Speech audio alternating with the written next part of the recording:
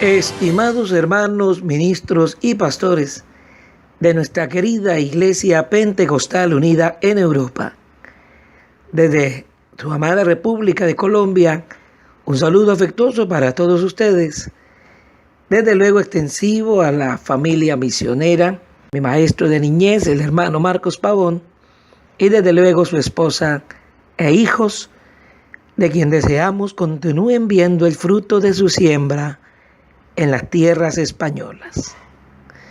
Ese día, como se me ha encomendado, deseo compartir con ustedes, basado en la palabra del Señor en Eclesiastés capítulo 4, el verso 12, este tema ministerial. La Biblia dice: y si alguno prevaleciere contra uno, dos le resistirán, y cordón de 3 dobleces no se rompe pronto. Deseo, ayudado e inspirado por el Señor, con ustedes hablemos en esta hora acerca de apretando lazos de unidad entre nosotros, como he querido titular este pequeño estudio. Desde luego, cuando hablamos de un cordón, estamos hablando de lazos que, aunque pequeños, unidos entre sí, pueden sostener desde una gran carpa que protege a muchos del vasto sol, como también de una barca que no permite que pueda irse a alta mar. La unidad trae consigo fuerza, pero no es un efecto accidental. ¿Qué es lo que hace que podamos permanecer? Si bien es cierto, Colombia lo ha hecho por 80 años, pero la Iglesia del Señor por más de 2000. Que tal cuerpo haya podido no desunirse y sobre todo seguir las pautas de quien está al frente, quien desde luego es Cristo el Señor. Le compartiré. Encuentro en la Escritura, particularmente hablando de los dones y su cohesión, del apóstol Pablo a los romanos, algunos valores que aquí comparto. El primero de ellos, hablemos de la cordura. Ese primer lazo que permitirá que la unidad permanezca. La Biblia dice: a cada cual que está entre vosotros, que no tenga más alto concepto de sí que el que debe tener, sino que piense de sí con cordura, conforme a la medida de fe que Dios repartió a cada uno. Romanos 12, verso 3. ¿Cuánta ausencia de cordura hay cuando alguien considera que puede trabajar solo? Parece ser el pan diario hoy de quienes hacen emerger iglesias y que en alguna medida para muchos resultan grandes por todo lo que el buen uso de los medios de comunicación masivos y un buen marketing o programa de publicidad preparado les permite darse a conocer. Pero aisladas, su surgir es corto, su permanencia es breve. Bien lo dijo la Biblia acerca de nosotros. No nos creó el Señor para estar separados. Y si bien es cierto, estás hoy en esa aldea, seguramente en aquella provincia o en ese distrito distante de tus directivos. Sin embargo, no estamos solos. Mucho más que eso, resulta esencial que consideres que sería falta de cordura creer que yo soy suficiente por mí mismo para mantenerme, cuando no fue lo que el Señor quiso. Recordemos el texto. Dice: no tenga más alto concepto de sí el que debe tener cada uno entre nosotros, sino que piense de sí con cordura. Esta expresión cordura venía tomada del término cordón, que era una forma de señalar una unidad métrica. Mídase bien a sí mismo. Mida que su capacidad no es suficiente solo. Aún más, recuerda que a cada uno dio conforme a la medida de fe que Dios repartió a cada uno. Tú tienes una medida, yo tengo otra. Pero, ¿qué ocurre cuando juntamos mi medida y la tuya? Entonces el cordón se hace grueso. Entonces, mi opinión al lado de la tuya, mi punto de vista al lado del tuyo, hace mucho más nítida la visión del paisaje que Cristo quiere que los hombres vean. Parece que así lo consideraron Mateo, Marcos, Lucas y Juan. De lo que podríamos decir un solo libro como evangelio nos hubiera sido suficientes. Pero cada uno dijo no. Yo lo he de ver como rey. Otro dijo como siervo. Otro escribió de él como hombre perfecto. Y Juan dijo, yo tuve la experiencia de verlo como Dios. Cuando juntas la medida de cada uno, entonces nace la razón y la cordura está bien ubicada. No te necesita el Señor solo, te necesita unido a otros. Eso hace el cordón de 3 dobleces. Imagínate una mesa en donde todos somos invitados a participar sobre una visión, un proyecto o una ruta hacia donde todos vamos a dirigirnos. Pero todas las piezas las tiene uno solo. Pues bien, sería en vano intentar siquiera jugar y participar si solo uno va a dirigir. Pero ni siquiera Dios, conociendo todas las cosas, quiso hacerlo así. Él decidió que trabajáramos unidos y le dijo, cada uno reconozca las piezas que tiene. Ahora, qué hermoso es saber que las repartió para que luego las juntáramos y tuviéramos una excusa o razón para permanecer unidos también a Él. Por eso es que cada vez que nos reunimos, cualquiera que sea el tema administrativo, espiritual o aún doctrinal, el Señor ha dado a cada uno una parte de la revelación que yo debo juntar y también albergar en mi corazón. Compañeros, la cordura es básica para la unidad. Debes saber que tú no tienes todas las piezas, sino una sola parte. Y eso también es humildad.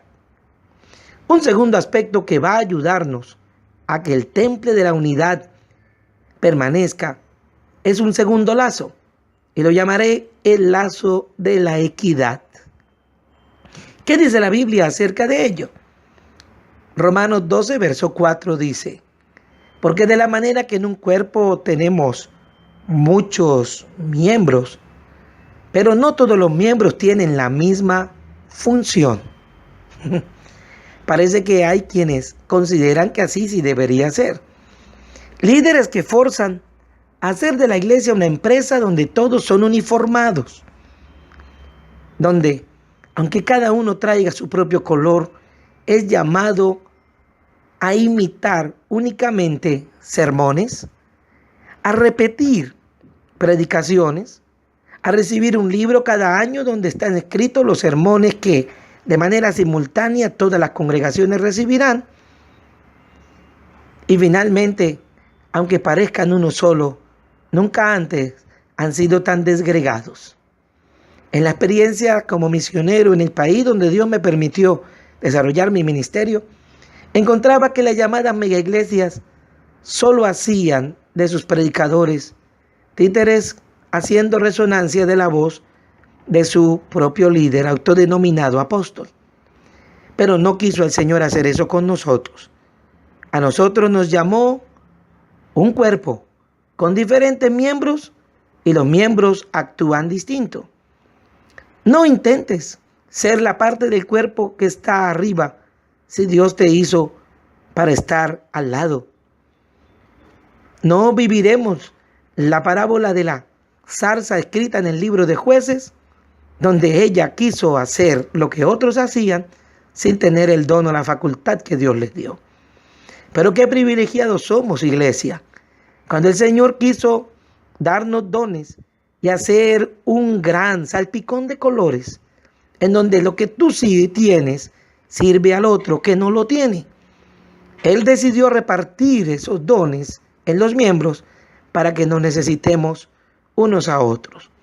Y cuando tú traes tu parte con humildad, sabiendo que necesitas de los demás, entonces se da paso también al amor no fingido, y en donde tal comunión existe, hermanos no iguales, pero juntos y en armonía, allí el Señor, como lo sabes y predicas, envía bendición y vida eterna.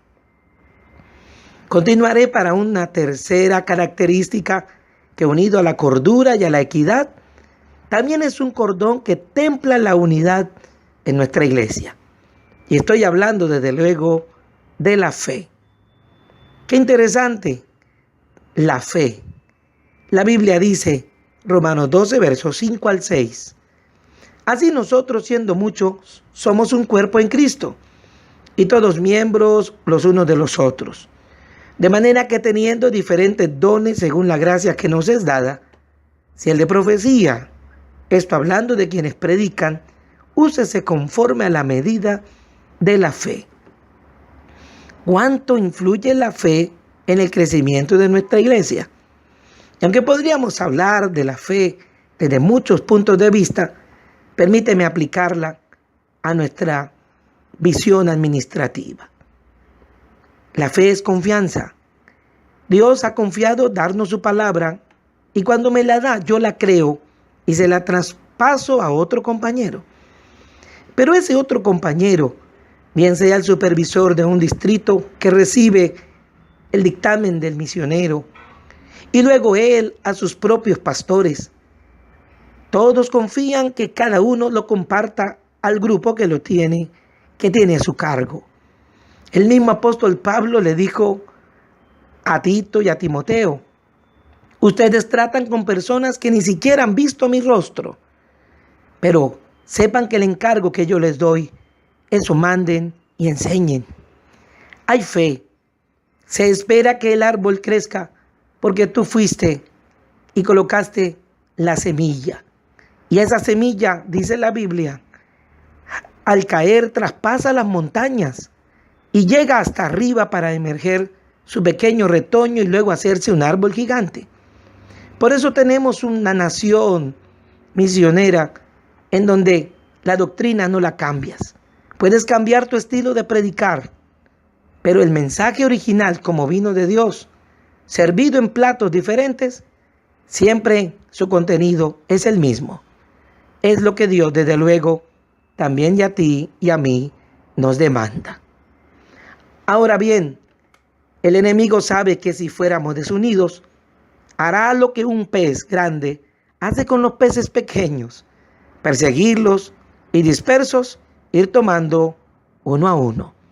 Pero si permanecemos unidos en la doctrina, no importa en qué rincón de la nación encuentres, seguramente hasta es posible que cualquiera de nuestros creyentes viajase de una ciudad a otra y encontrase, es verdad, la doctrina es la misma, la visión acerca del servicio es la misma, los líderes se forman con esa misma visión, que no son empleados, que no estamos dispuestos solo para trabajar por el vientre, sino que al contrario, entendemos que como peregrinos en este mundo, la recompensa será entregada al final de esta ruta por aquel a quien le servimos, no a los hombres, sino al Señor.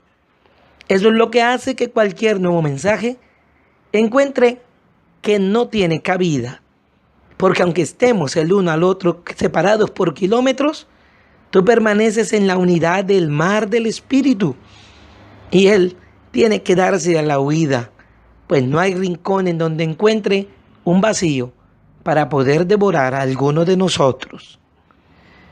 Y desde luego, qué necesario es también pensar en un cuarto lazo que debe ser apretado para que la unidad permanezca. Este es el que te comparto, el lazo de la sujeción. Oh, la sujeción. ¿Cuántas interpretaciones se ha tenido de ella en el hogar, en el trabajo laboral y aún en la misma iglesia? Pues para muchos estar sujeto al otro es una manera de humillación y para otros una forma de señorío. Sin embargo, no así entre nosotros, dijo el Señor. Observemos lo que dice Romanos 12:10. Amaos los unos a los otros con amor fraternal, en cuanto a honra, prefiriendo los unos a los otros. Ahora bien, al hablar acerca de esa honra unos a otros, se está refiriendo que hay quienes han iniciado el camino antes que tú o que yo. Eso no solo le entrega la facultad de poder ser oído, sino también que nos permite saber que es un instrumento que ya posee la experiencia para contarnos qué hay adelante a donde yo no he llegado. Como si fuesen dos alpinistas que suben. Se necesita que aquel que va adelante esté arriba. No será para darme la espalda, sino para poder darme la mano y ayudarme a subir. Así como el esposo tiene a su esposa bajo sujeción, porque es él quien la protege, porque es él quien la sostiene, así también sean bienaventurados los superiores, directivos y líderes, cuya posición Dios les ha dado para ser siervos y para fortalecer a los que vienen tras ellos, para ayudarlos a estar arriba junto con ellos. No como una posición, reitero, de poder a otros dirigir o mandar, sino de servirlos. Y desde luego, ¿qué ejército podrá contra aquellos quienes tienen bajo su protección hombres y mujeres que atienden sus preceptos a la hora del peligro? Estar sujeto es una garantía de que estoy unido al cuerpo y nada me debe ni me podrá soltar. Estar sujeto a Cristo significa que aquel que está arriba y que lo sujetó todo, también un día a mí mismo me llevará a estar con Él. Recuerda, hermano obrero, que si tú puedes permitir que alguien que te dirige te marque las pautas, tú también podrás crecer y guiarás a otro. Pero esto es por decisión de Dios y no de los hombres. Por eso es mi ánimo invitarte a que no suelten ni uno solo de estos cordeles. Recuerda, la unidad permanecerá si nosotros también en nuestra vida mantenemos la cordura. Si poseemos en todos nuestros actos hacia nuestros compañeros equidad. Si lo que vemos hacia el futuro, ese es mi actuar de hoy que influirá hacia mi mañana, lo hago con fe. Y finalmente, si también permanezco sujeto a un cuerpo que hasta aquí me ha llevado. No debo olvidar estos principios. Los hombres que han crecido con nosotros reconocen que el secreto no es permanecer unido a un hombre, sino saber que ese hombre solo es un dedo de un brazo y antebrazo que tiene al final como cabeza a Cristo el Señor. Aunque parezcas pequeño, haces parte del cuerpo más grande. Que Dios bendiga a la Iglesia Pentecostal Unida en Europa, que está unida a ese cuerpo también que Dios puso en la iglesia suya aquí en Colombia. Y juntos, unidos en Cristo, de seguro muchas más almas a su cuerpo llevaremos en estos postreros tiempos.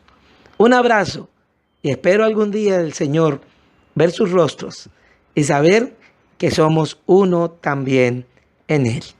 Esa es mi oración permanente junto a mi familia por cada español y aquellos que Dios está usando para llevarles a su reino. Que Dios les bendiga.